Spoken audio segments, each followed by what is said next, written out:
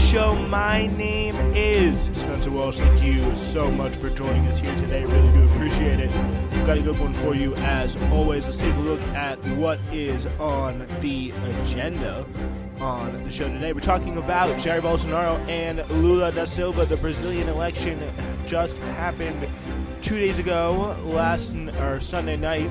The big news came across the transom that it was that Jair Bolsonaro, the right-wing, Amazon-hating, COVID protection-hating, LGBT-hating, welfare state-hating, all the rest, had lost in his re-election campaign to be the president of Brazil, and someone who we talked about on this show years and years back when he was still in prison, has just regained the presidency of Brazil. That's Lula da Silva.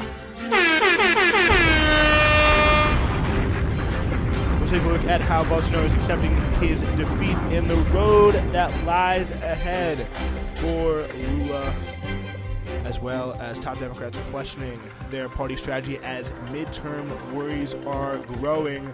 Leading lawmakers and strategists are openly doubting the party's kitchen sink approach, saying Democrats have failed to unite around one central message. Well, yeah, that's because of people like those same strategists and consultants. We'll get into it. Also, speaking of those same strategists and consultants, the ones that the Democratic Party relied on in the primaries and thought they would be there for them in the general, they're now spending against key candidates, even in swing districts. Of course, we're talking about APAC, folks. That's the last of the show. All right, so we start on the big news from Brazil today.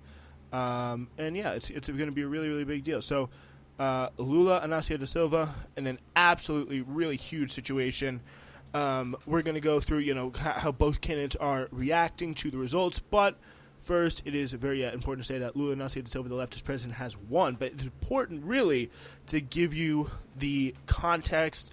It all kind of starts, really, back in the beginning of 2000s when Lula da Silva, a pretty popular union leader from the poor agricultural northeast of Brazil, which is essentially where a lot of the kind of labor and leftist organizing kind of comes from in a lot of these areas.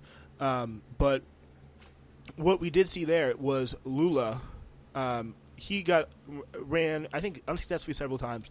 Got elected around 2003, ruled from 2010, and that time greatly expanded the social welfare state, lifted millions of people out of poverty, I think ended hunger, massive increased education. People's lives got better, really, really in major, measurable ways, unlike under any leader really anywhere in the world at that time.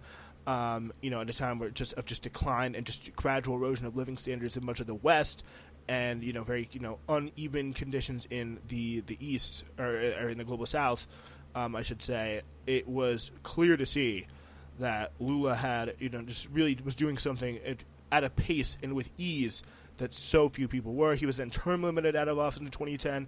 His kind of ideological successor, Dilma Rousseff, took over and was then impeached by, I would argue, force of the right, but we can get into that. She then goes, there's a kind of austerity president, Michel Temer, who pretty much goes really after a lot of the programs that Lula had done in terms of ending poverty, in terms of ending hunger, all that kind of stuff.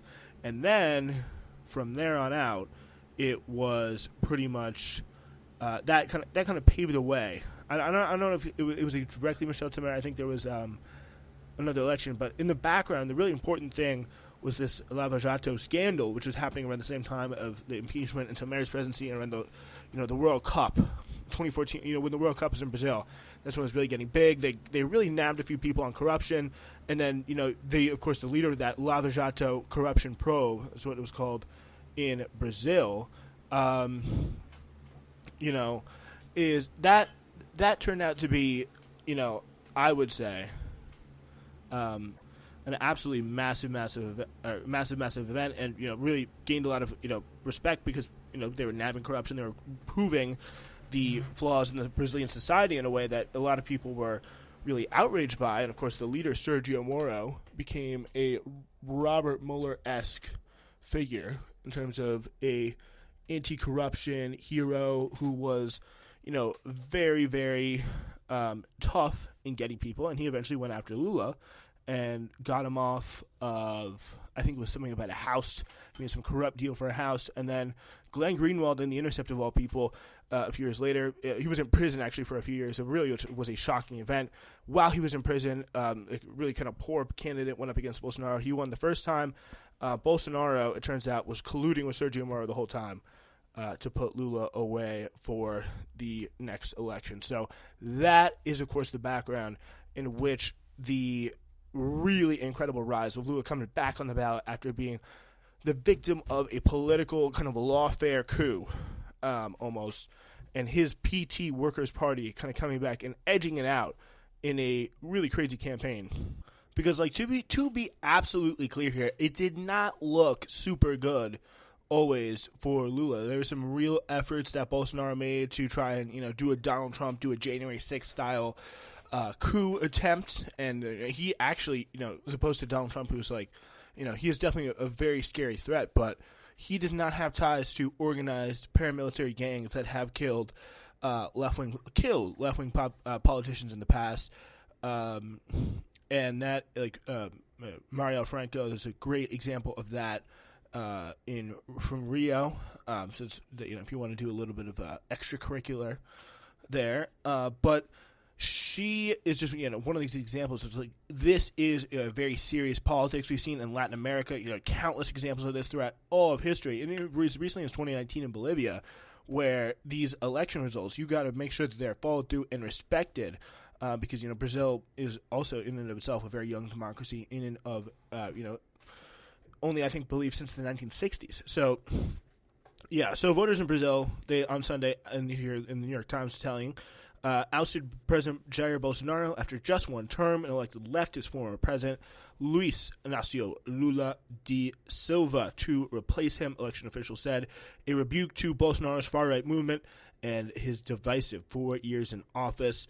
So yeah, from presidency to prison and back is Da Silva's story, and it ends Bolsonaro's turbulent time as the region's most powerful leader.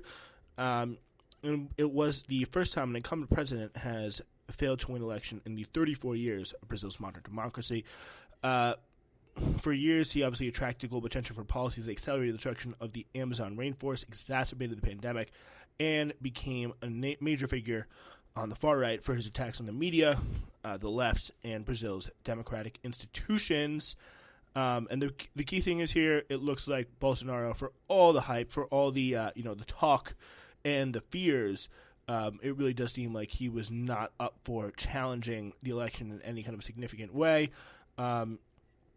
So just 2 days after losing Brazil's presidential election, President Jair Bolsonaro agreed to a transition of power on Tuesday, easing fears the far-right leader would contest the results after warning for months that the only way he could lose is if the vote would be stolen. In a 2-minute speech, Bolsonaro thanked his supporters, encouraged protesters to be peaceful, celebrated his accomplishments, criticized the left, and said he had always followed the Constitution. What was absent was any acknowledgement that he lost the vote or the election had been free and fair. Instead, after Bolsonaro spoke, his chief of staff took the lectern and said the government would hand over power to the incoming administration. So Ciro Nogueira, Brazilian names are always something, but he's Bolsonaro's chief of staff. He said, President Bolsonaro has authorized me when requested based on the law. It's like he really had to, when requested based on the law. It was saying he did not want to do this stuff.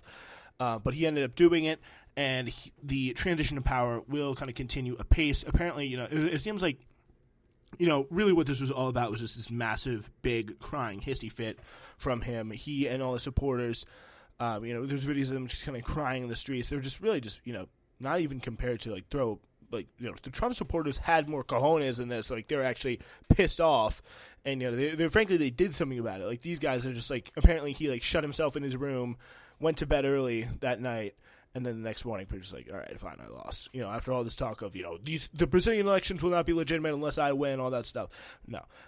Yeah, that is definitely not the case. The question now remains how the president's comments will be received by thousands of supporters who have blocked hundreds of highways across Brazil in a bid to paralyze the country and overturn the election. And some of those supporters, by the way, I think it's very interesting the New York Times is leaving this part out, some of his supporters are literally the police. So there's been some pretty crazy reports of early on in the election, and this actually, there's real evidence to show that, especially in the, that rural agricultural Northeast that I was talking about, that area was really severely impacted by this, where you had federal highway police out on these roads. It was like, not the best in terms of, just infrastructure there as it is, and then you have these roadblocks set up by the federal highway police, who are closely politically allied with Bolsonaro, because there is this law against Brazil, and they're accusing Lula of doing, which is transporting workers to the polls, or transporting voters, your voters to the polls. You're not allowed to do that in Brazil, and so he was saying, they were doing that, but really it was just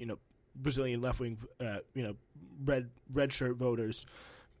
Lefty voters going to the polls in these areas, and they were kind of stopped. And eventually, I think midway through the day, the Supreme Court actually had to weigh in and say, hey, drop this. This is not a fair way of, presiding over this. So it's definitely a very interesting situation. So Bolsonaro said on Tuesday that the protests in the highways, both by cops and non-cops, are the fruit of the indignation and feelings of injustice in the electoral process. But he urges supporters to halt disruptions. Peaceful demonstrations will always be welcome, but our methods cannot be those of the left, like property invasion, destruction of goods, and restrictions on the right to come and go.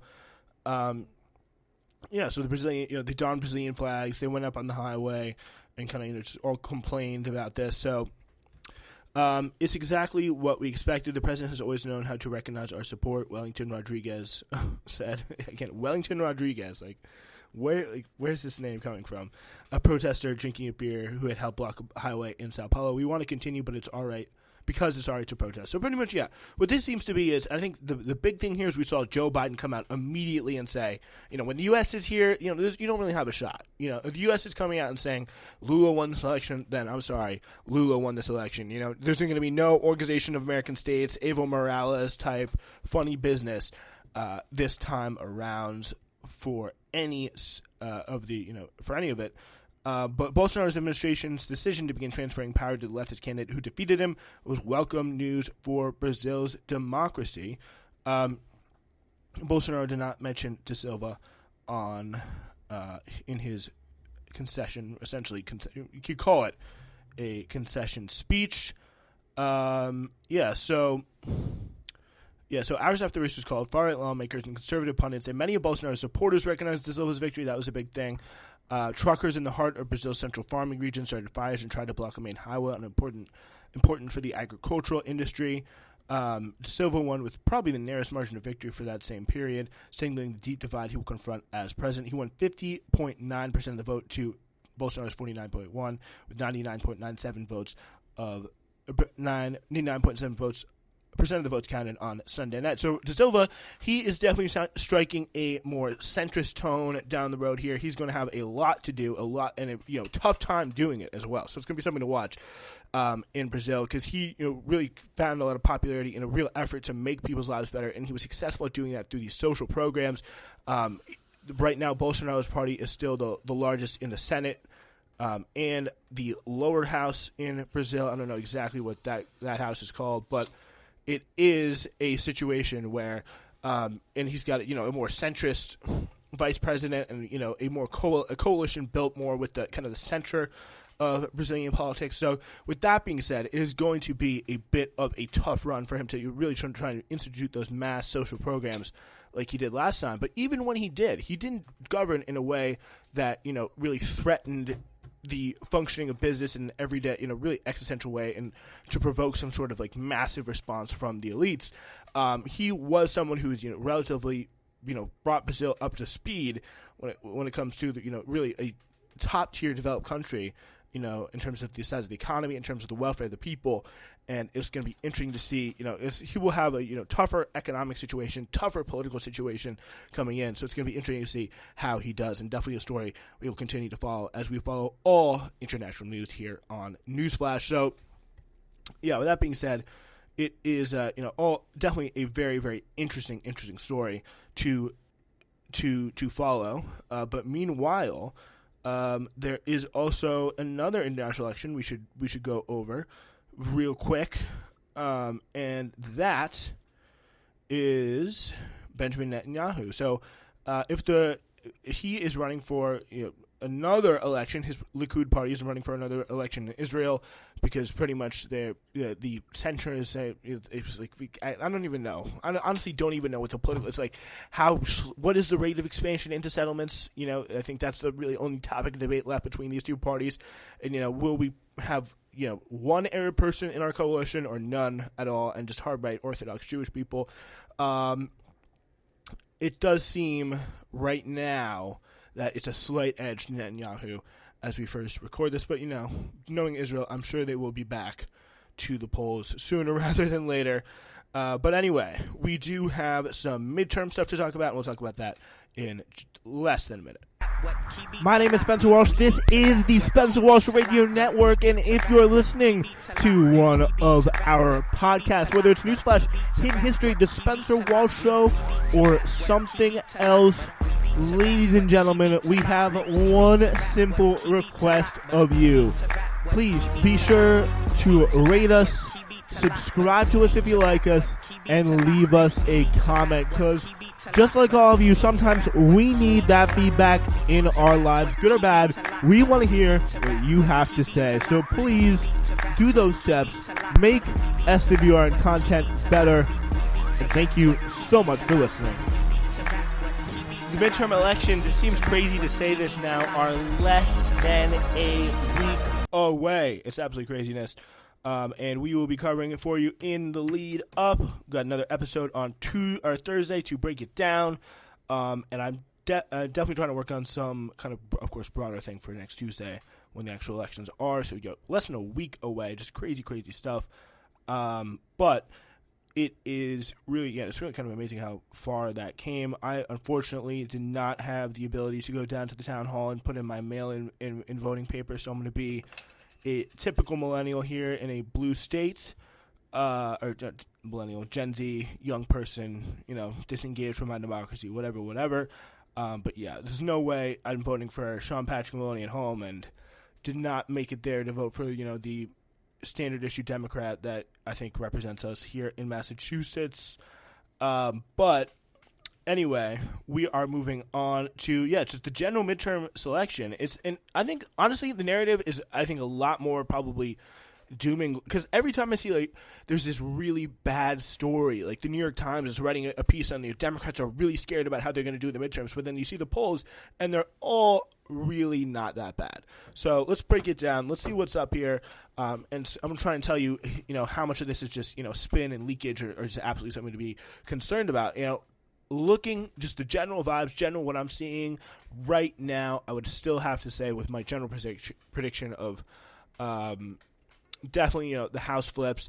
Honestly, I would still say the Democrats are going to be able to control the Senate just to make sure that, nothing really too crazy happens, just in the way, certain things flip.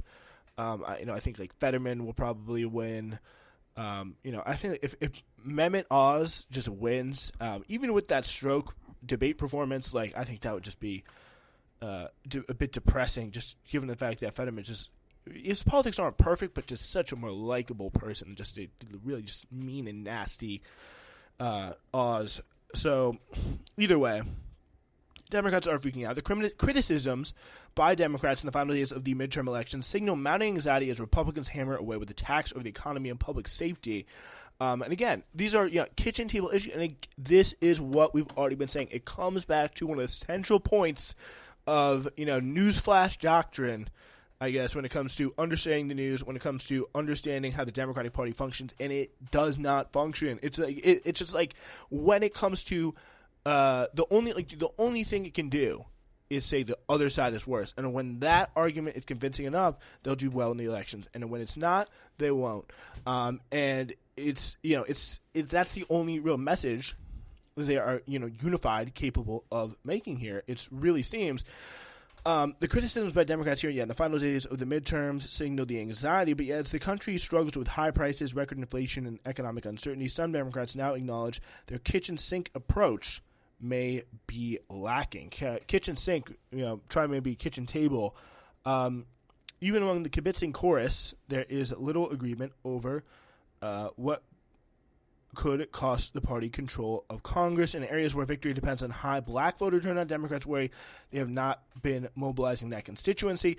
Others say there's been too much focus on abortion rights and too little focus on attention on worries about crime and the cost of living.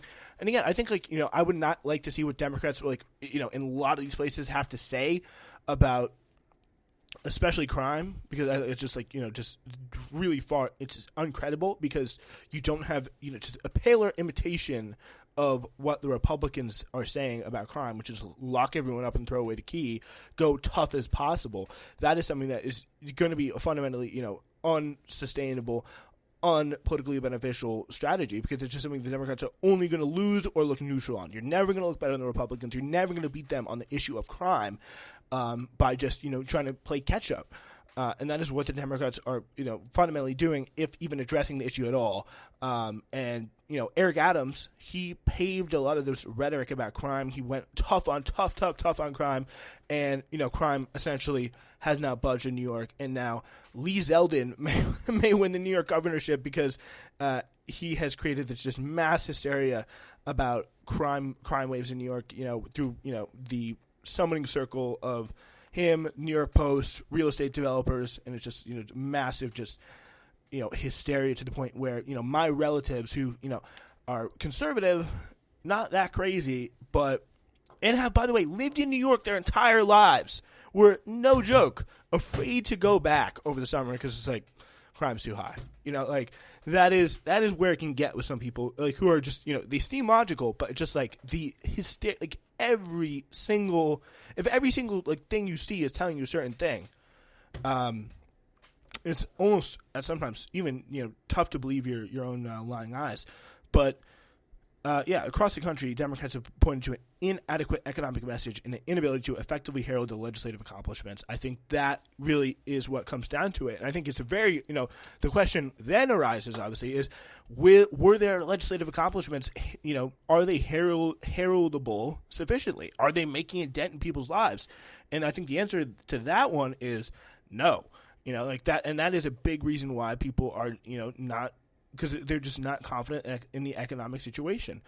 Alyssa Slotkin, this is someone who they always go for these kind of Democrats in disarray takes. It's kind of a right-wing Democrat. They never talk to the left-wing Democrats. The left-wing Democrats are always the ones who are kind of surreptitiously painted as being the problems for this.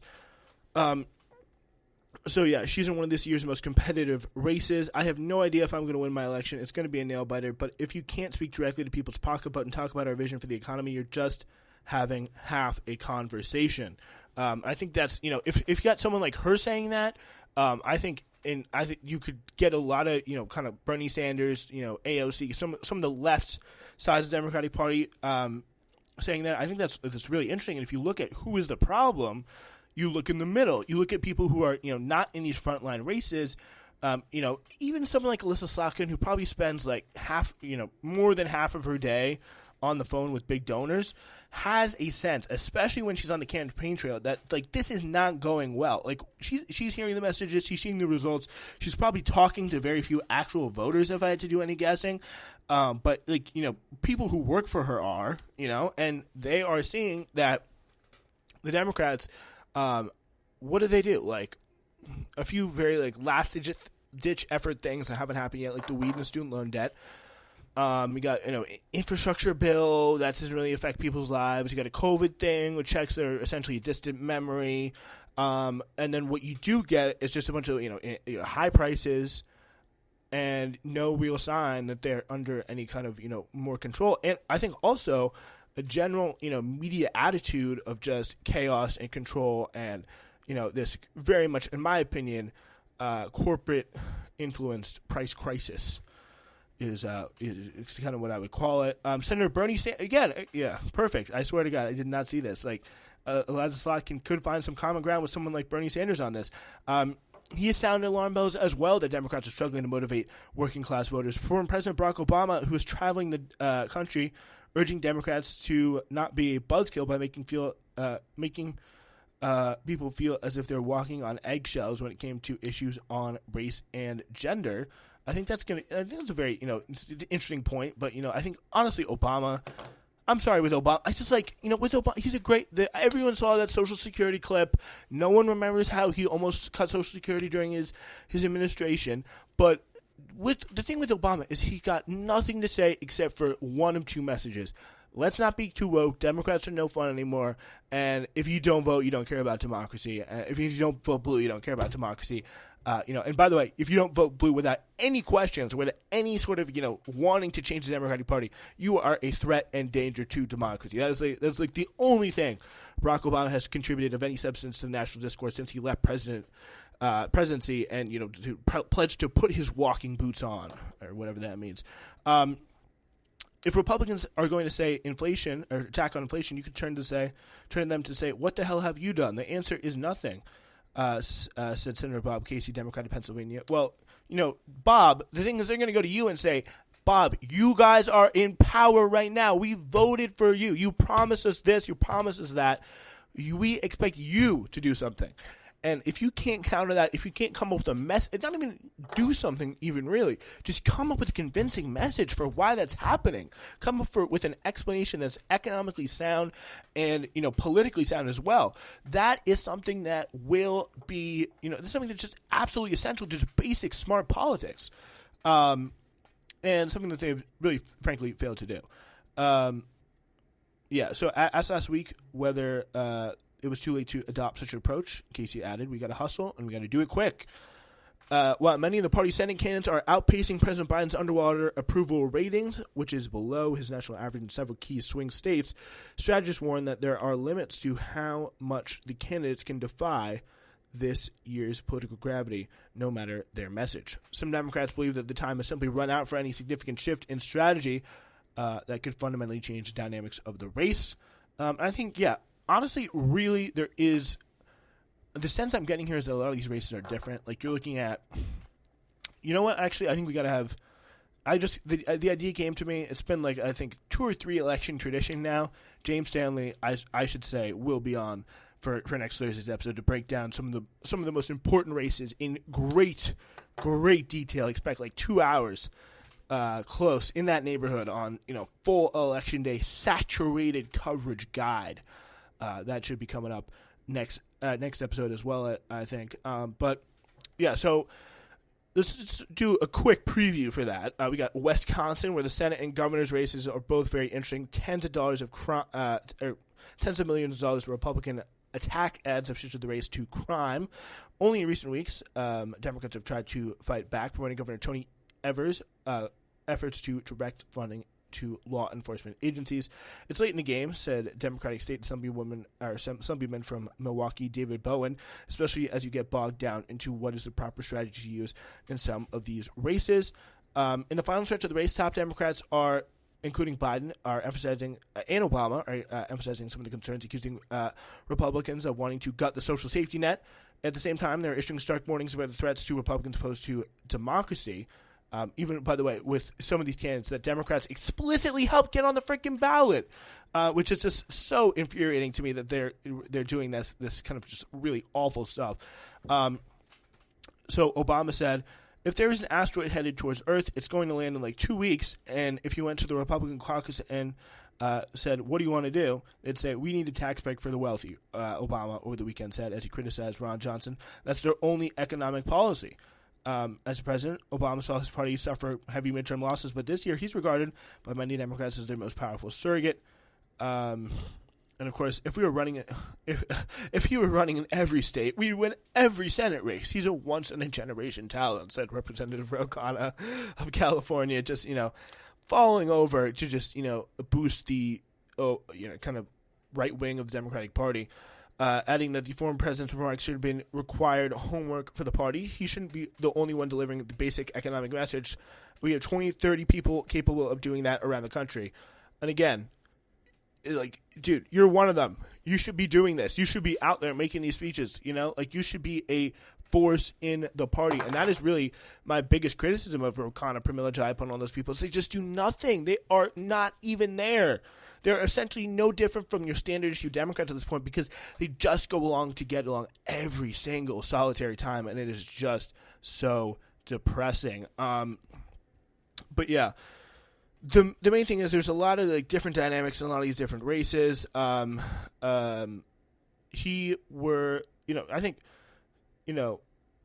I think if they can get these real accomplishments out there. I mean, not really real accomplishments, these like kitchen table issue accomplishments. I don't think they're very substantive. I don't think they're very transformative in any way. But I think they're going to be much better than months down the road talking about abortion and threats to democracy. That stuff is just not going to work. That's what I like to call the Kamala Harris wing of the party strategy, and that is better for the birds. All right. We'll save some of the rest of that, though, for James Stanley down the road. But let's go on to another very interesting story about the Democratic Party to do with AIPAC. So the flagship pro-Israel lobbying group, AIPAC, is intervening in a race for a House seat that's growing uncomfortably close for the Democrats in deep blue Pittsburgh.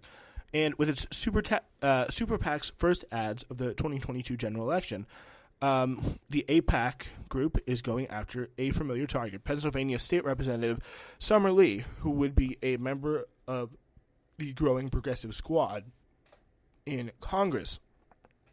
It's so embarrassing they have that name, but again, they do not do anything. But anyway, it is, so after spending, close to $3 million and failing to defeat Lee during Pittsburgh's Democratic congressional primary, they said, it'd be better if we had a Republican in charge rather than someone like Summer Lee. The political action campaign for AIPAC, the United Democracy Project, is again trying its hand at defeating Lee's insurgent campaign.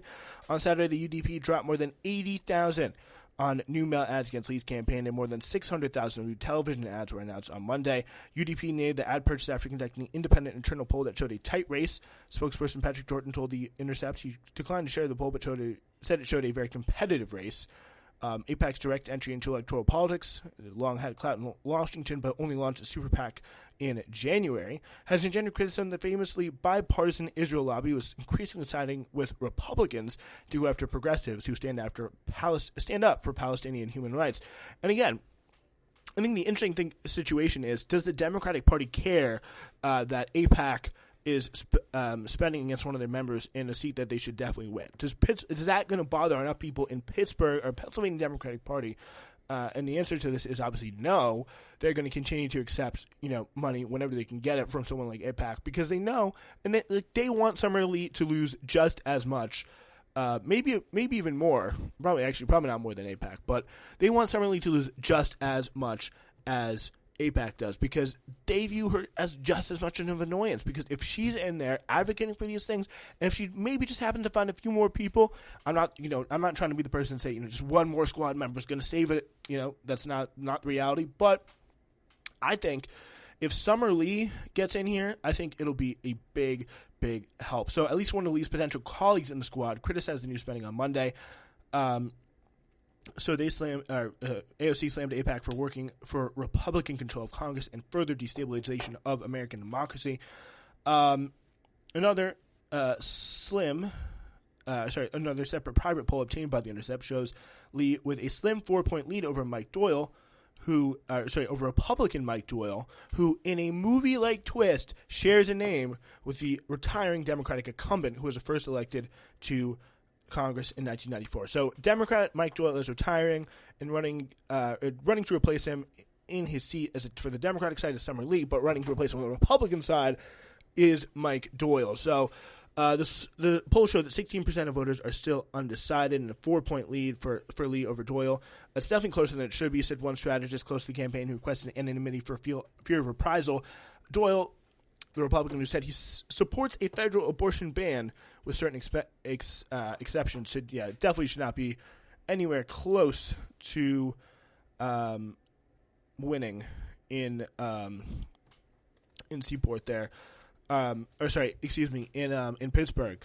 Until this month, House Democrats' campaign arm had not planned to spend any money on the race. A spokesperson for the Democratic Congressional Campaign Committee confirmed that the group, though, is planning to spend six figures of its own paid communications on Lee's behalf. So there you go. But yeah, again, is this going to make them turn away funds from AIPAC? Not that they just spent really awfully high amounts of money to kind of sink one of their candidates. Probably not. Lee's campaign had sought financial help from the DCCC when the attack ads against a Democrat in a neighboring district showed up. The ads, which are part of a multi-million-dollar spending spree by the NRCC against Democratic congressional candidate Chris DeLuzio in the Pennsylvania 17th district, mentioned Lee by name and reached her district's media market. Released last week, the NRCC ad tries to link DeLuzio to Lee and Ocasio-Cortez, claims that the three are delusional on climb, defunding our police, abolishing prisons, and making us less safe.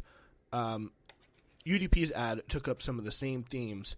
Again, really nothing to do with Israel. But then, of course, in another mailer, this is actually the spokesperson, there is a race where there's a clear pro-Israel candidate and an anti-Israel candidate in Summer Lee, said Dorton.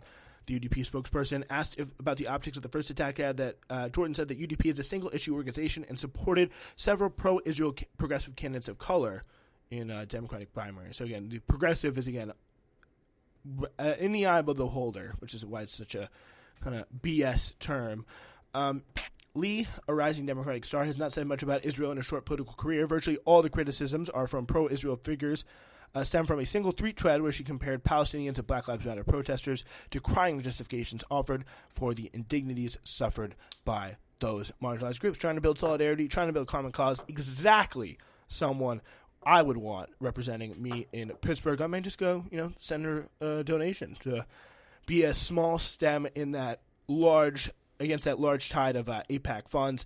But if you're so inclined, I would encourage you to do the same. But with that note, that's all the time we got for you guys today. We'll be back on Thursday. It's been Newsflash.